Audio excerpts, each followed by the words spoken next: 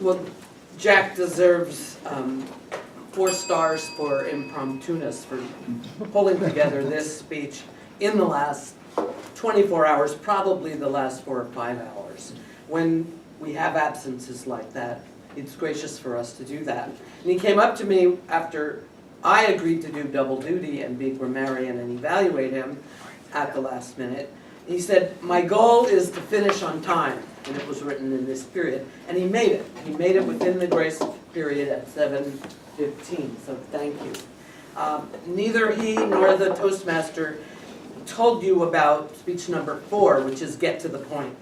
That's usually the 4th speech in someone's path to competent communicator, and it's to have a clear general purpose, to inform, persuade, entertain, or inspire, and he made that very clear to us. He was going to tell us the difference between prophecy and prediction or forecasting. So he definitely achieved that goal. And the speech should be well organized in a manner that best achieves these purposes, with a beginning, a body, and a conclusion that ties everything together. And he did have a well-organized speech. I have some suggestions about how it might have been better organized to help him meet the time frame that he had. The last thing is it should show sincerity and conviction and strive not to use notes.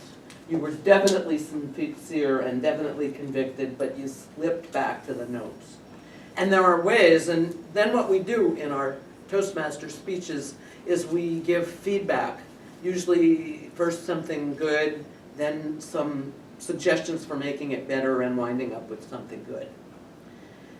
So my suggestions to both keep you on time and have you avoid notes is to have better PowerPoints. The first PowerPoint with the 3 definitions together in black and white was too much for my cognitive 69-year-old mind right now to compete. So one point about what a prophet is, inspired by divine intervention, on one slide, maybe with some notable prophets behind it. And you get that for the other 2 definitions. I also was confused because I thought the prophet was divine inspiration, and I think there was a mistake on one of your PowerPoints. Forgivable under the time crunch.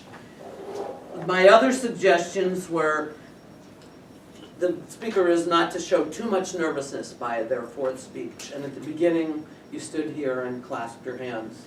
Later, you moved them around and then clasped it again. But you stood in this sort of 2.5 feet quadrant, and I would like to see what a prophet looks like, or maybe have you do a caricature of a prophet.